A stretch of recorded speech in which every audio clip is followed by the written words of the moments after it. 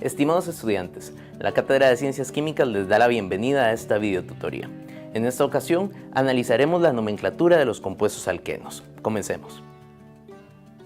Al realizar la nomenclatura de los compuestos alquenos, vamos a aplicar varias de las reglas que ya hemos discutido para la nomenclatura de los compuestos alcanos. Primeramente debemos recordar que, al igual que con los alcanos que tienen pocos átomos de carbono en sus estructuras, por ejemplo, 2 átomos de carbono, 3 átomos de carbono y 4 átomos de carbono, vamos a utilizar prefijos especiales. En este caso, el prefijo et se utiliza para compuestos con 2 átomos de carbono. El prefijo prop se utiliza para compuestos con 3 átomos de carbono y el prefijo but se utiliza para compuestos con 4 átomos de carbono. A partir de los 5 átomos de carbono, vamos a utilizar los prefijos numéricos pent para 5, ex para 6, ept para 7 y así sucesivamente. Y a todos estos prefijos vamos a agregarle el sufijo que indica la presencia de dobles enlaces en las estructuras, que es el sufijo eno. Ahora, la primera regla que vamos a utilizar para la nomenclatura de alquenos es que cuando la cadena posee más de 3 átomos de carbono, se utiliza un número para indicar la posición del doble enlace. La cadena se numera comenzando por el extremo más cercano al doble enlace y se utiliza en el nombre el menor número de los 2 átomos de carbono que forman el doble enlace. Vamos a utilizar el siguiente compuesto como ejemplo. Esta estructura podríamos comenzar a numerarla a partir de cualquiera de los dos extremos. Si comenzamos a numerar a partir del extremo de la derecha, tendríamos 1, 2, 3, 4 y 5 átomos de carbono. Podemos también numerar a partir del extremo izquierdo. 1, 2, 3, 4 y 5. De estas dos nomenclaturas, la correcta sería la nomenclatura de la derecha, debido a que tenemos que empezar a numerar la cadena desde el extremo que se encuentre más cercano al doble enlace. Y a la hora de numerar al compuesto vamos a utilizar el número del átomo de carbono de menor numeración entre los dos que conforman el doble enlace. De esta forma, a este compuesto lo llamaríamos 2-penteno y el número 2 indica la posición en la cual se encuentra el doble enlace. Ahora, a partir de este tipo de nomenclaturas vamos a comenzar a utilizar dos tipos diferentes de nombres para las estructuras. Una, que va a venir mostrada en azul, está basada en la numeración vieja impuesta por el sistema IUPAC, mientras que la siguiente nomenclatura corresponde a la nomenclatura nueva del sistema IUPAC. La diferencia entre estas dos nomenclaturas es que la numeración que indica el átomo de carbono donde se encuentra el doble enlace va a estar cerca de la terminación eno en el caso de la nomenclatura nueva. Y esto es para especificar con más detalle cuál es el átomo de carbono que lleva el doble enlace. Entonces, la nomenclatura para este compuesto podría ser 2-penteno o pent-2-eno. La segunda regla nos indica que se debe realizar la numeración para la cadena más larga que contenga el doble enlace. Además, el doble enlace tiene la prioridad de numeración sobre los grupos sustituyentes. Para este compuesto que observamos en la pantalla, podemos plantear una numeración como esta empezando desde la izquierda. Pero también podríamos plantear una numeración que lleva hasta el final de la cadena. Podemos observar que en la primera estructura tenemos 4 átomos de carbono en la cadena principal, mientras que en la segunda tenemos 5. La estructura correcta sería la segunda, dado que tenemos que contar la cadena más larga de átomos de carbono que incluya al doble enlace. El nombre que llevaría este compuesto sería 3-metil-2-penteno o también 3-metilpent-2-eno. La regla 3 nos dice que los alquenos como sustituyentes se nombran como se indica a continuación. En el caso del metileno, como grupo sustituyente lo llamaríamos metilideno o metileno. Si tenemos 2 átomos de carbono unidos por un doble enlace lo llamamos grupo vinilo o etenil. Y si tenemos 3 átomos de carbono unidos por un doble enlace en el extremo, lo vamos a llamar grupo alilo o grupo 2-propenilo.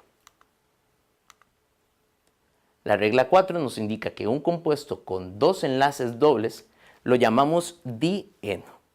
Si tenemos 3 enlaces dobles lo llamamos un trieno y si tenemos la presencia de 4 enlaces dobles lo llamamos tetraeno. Aquí tenemos ejemplos de estos tres tipos de estructuras. En el primer caso tenemos una estructura de 4 átomos de carbono que llevaría el nombre de 1,3 butadieno, o según la nueva nomenclatura, buta 1,3 dieno. En el caso de la segunda estructura tenemos una cadena de 7 átomos de carbono con 3 dobles enlaces. El nombre de este compuesto sería 6-metil 1,3,5 heptatrieno, o también lo podemos llamar 6-metil hepta 1,3,5 trieno. Finalmente tenemos una estructura que presenta 8 átomos de carbono y 4 dobles enlaces en su estructura. En este caso lo llamaríamos 1,3,5,7 octatetraeno, o también octa 1,3,5,7 tetraeno. Ahora, cuando hablamos de la nomenclatura de los compuestos alquenos, vamos a introducir un nuevo concepto que está relacionado con la isomería de los compuestos orgánicos. Cuando hablamos de un isómero nos referimos a dos compuestos que tienen los mismos elementos y en la misma proporción, pero que la distribución espacial que tienen estos elementos en el compuesto va a ser diferente. Al hablar de alquenos tenemos que referirnos a la isomería de tipo cis y de tipo trans. En este caso, si dos grupos similares están unidos del mismo lado del carbono del doble enlace, se considera que es un alqueno de tipo cis. Mientras que si los grupos están en lados opuestos del doble enlace, el alqueno se considera como un alqueno trans. Observemos el siguiente ejemplo. La siguiente estructura de 4 átomos de carbono presenta dos grupos sustituyentes metilos del mismo lado del enlace doble. A este tipo de compuesto lo llamaríamos cis-2-buteno o cis-but-2-eno. Por otra parte, podemos observar un ejemplo donde los dos grupos sustituyentes metilo se encuentran en extremos opuestos del doble enlace. En este caso, lo llamaríamos un isómero trans-2-buteno, o según la nueva nomenclatura, trans-but-2-eno.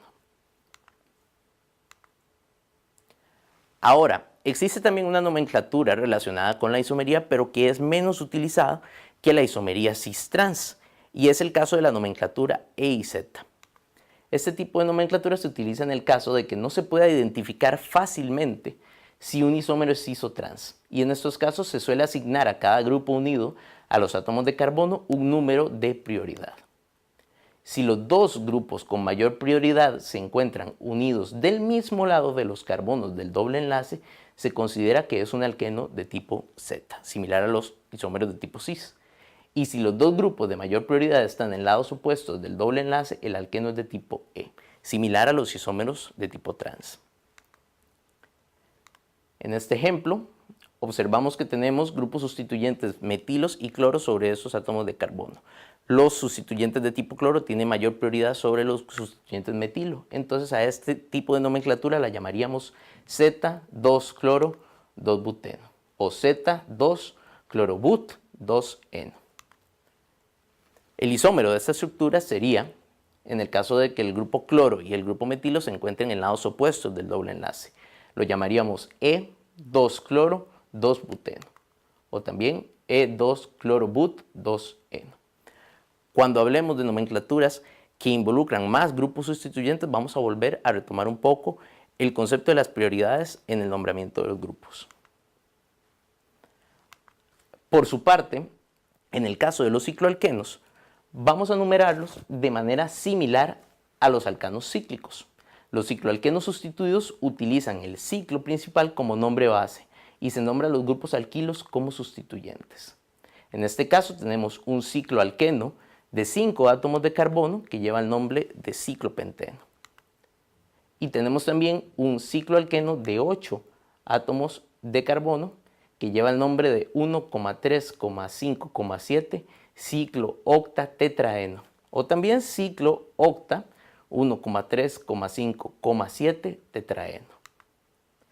Es importante rescatar que todos los dobles enlaces y compuestos alquenos que se encuentren dentro de ciclos se consideran que tienen isomería de tipo cis. De parte de la Cátedra de Ciencias Químicas esperamos que esta videotutoría haya sido de su utilidad. Muchas gracias.